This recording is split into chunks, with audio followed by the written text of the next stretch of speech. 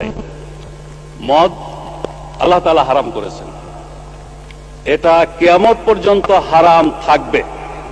সারা দুনিয়ার সকল মানুষও যদি জায়েজ বলে, হালাল বলে, তবুও এটা হারাম থাকবে।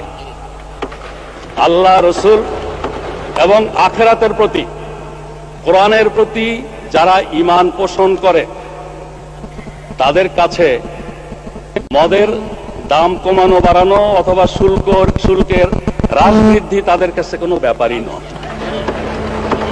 মাংনাও যদি দেওয়া হয়, মদের ফ্যাক্টরির মধ্যে যদি বদ্ধ দরজা জানালার মধ্যে তাদের রাখা হয়, তবুও তারা আল্লাহর ভয়ে মদ স্পর্শ করবে না।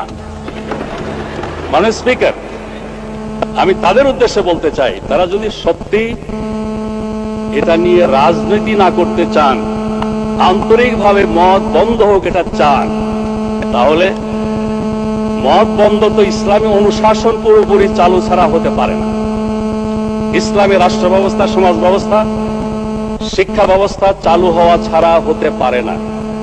অথচ ওনারা তো ইসলামী অনুশাসন কায়েমের আন্দোলনকে বলেন মৌলবাদ, বলেন সাম্প্রদায়িকতা, বলেন ধর্মান্ধতা। যতদিন তারা ইসলামী রাষ্ট্র ব্যবস্থা, সমাজ ব্যবস্থার আন্দোলনকে মৌলবাদ, সাম্প্রদায়িকতা, ধর্মান্ধতা বলা বন্ধ না করছেন, ততদিন মদের ব্যাপারে তাদের কোনো প্রশ্ন তোলার অধিকার নাই। মানে স্পিকার, আমি স্পষ্ট বলতে চাই, মদ শুধু ইসলামেই নিষিদ্ধ নয়, সকল ধর্মের দৃষ্টিতেই এটা একটা ক্ষতিকর জিনিস।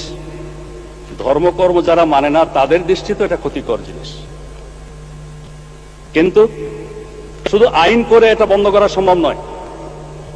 1920 সনে আমেরিকা কংগ্রেসের সিদ্ধান্তের ভিত্তিতে এবং সংখ্যাগরিষ্ঠ জনগণের ঐক্যমতের ভিত্তিতে মদ নিষিদ্ধ করেছিল।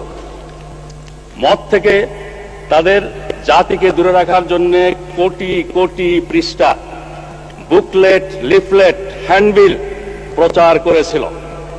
তখনকার আপ টু ডেট, মানে স্পিকার, হলুদ বাতি জ্বালালে আমি থেমে যাই। আমাকে নিয়ে অনেক কথা হয়েছে, আমার দলকে নিয়ে অনেক কথা হয়েছে এই পার্লামেন্টে, সেগুলোর জবাব দেওয়ার সুযোগটা অন্তত আমাকে দেবেন মানে স্পিকার, আমি আশা করি। তাই বলছিলাম, আমেরিকাতে এভাবে মদ বন্ধের সিদ্ধান্ত নিয়েছিল 1920 সনে। 1933 আবার এই সিদ্ধান্ত প্রত্যাহার করতে হয়েছিল। এই সিদ্ধান্ত কার্যকর করতে গিয়ে 200 লোক নিহত হয়েছিল, 5 লক্ষাধিক লোককে কারাবন্দী করা হয়েছিল এবং